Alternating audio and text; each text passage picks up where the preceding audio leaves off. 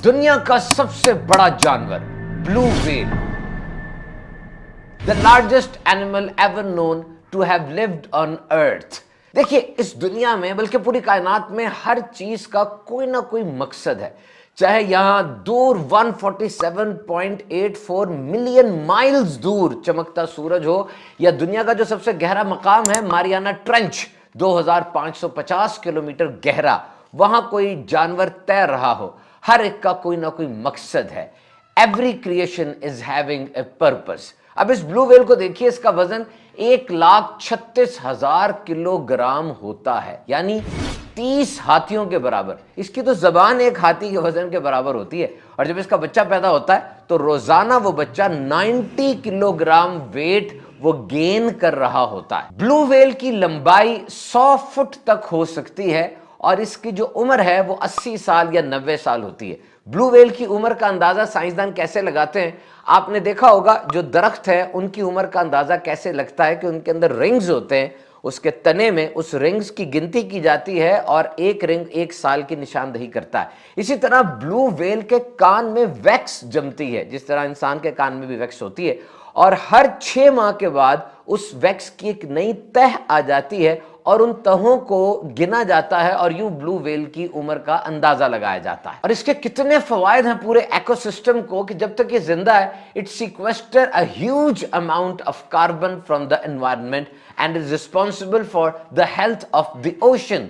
ये हवा से कार्बन को ले लेती है, और इस तरह जो समुंदर है उसकी सेहत में, उसकी हेल्थ में बड़ा मुबिद व मुआविन किरदार अदा करती है। व्हेल मछली रोजाना 18,000 किलो खुराक खाती है, और इसका ये खाना समुंदर की आबादी को भी कंट्रोल में रखता है। और जब ये व्हेल मछली मूव करती है एक जगह से दूसरी जगह पर, तो इसकी मूवमेंट इतनी तेज होती है, उसे व्हेल कन्वेयर बेल्ट या व्हेल जंप कहा जाता है कि इसकी मूवमेंट से समुंदर की तह में मौजूद मिनरल्स और दीगर चीजें हिल जाती हैं, जो कि समुंदर की जरखेजी का सबब बनती है। वैसे तो व्हेल मछली के शिकार पर बहुत से मुल्कों में पाबंदी है, लेकिन इसका गोश्त भी बहुत मजेदार होता है।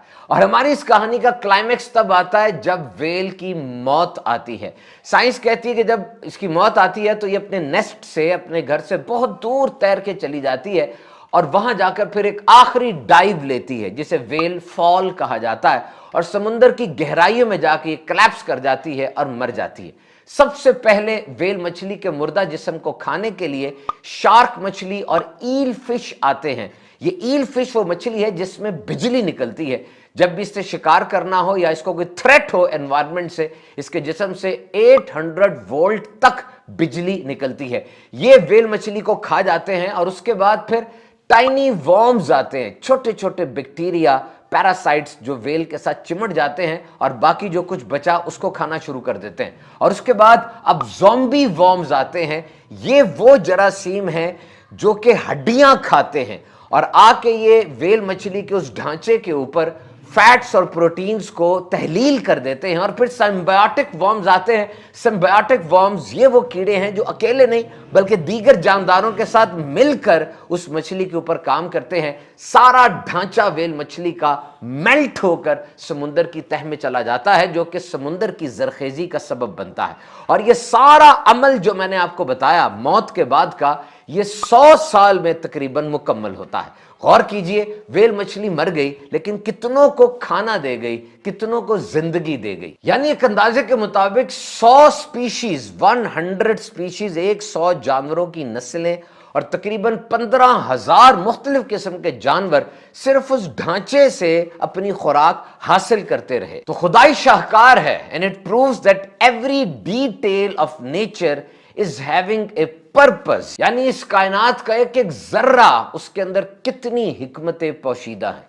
तो ऐ गाफिल इंसान, तो भी जाग जा और समझने की कोशिश कर कि दुनिया में तकरीबन 85 लाख 85 लाख मुख्तलिफ किस्म के जो जानवर हैं, और 4 लाख से ज्यादा प्लांट्स की, पौधों की जो स्पीशीज हैं, ये सब की सब दर हकीकत तुझे सर्व करने के लिए हैं, तेरी खिदमत करने के लिए है। सूरज अपनी रोशनी से खुद फायदा नहीं उठाता, दरख्त भी अपना फल खुद नहीं खाते, समुंदर भी अपना पानी खुद नहीं पीता। ये सब के सब इंसान को सर्व करने के लिए हैं। तो ऐ इंसान, ये तो सोच کہ آخر تیری تخلیق کا مقصد کیا ہے۔ خالق کائنات نے فرمایا اور میں نے جن اور انسان اس لیے بنائے کہ میری عبادت کریں۔ نماز، روزہ، حج، زکوٰۃ یہ تو بنیادی پلرز ہیں، ستون ہیں۔ اس کے علاوہ جو بھی کام ہم نے کرنے ہیں، کمپیوٹر والے نے لیپ ٹاپ کے پیچھے بیٹھنا ہے، انجینئر نے پروجیکٹ پہ کام کرنا ہے، ڈاکٹر نے نسخہ لکھنا ہے، صحافی صحافت کریں گے، وکیل وکالت کریں گے، جس قسم کا جو بھی کام آپ کر رہے ہیں اس انداز سے کرنا ہے کہ اللہ راضی ہو جائے۔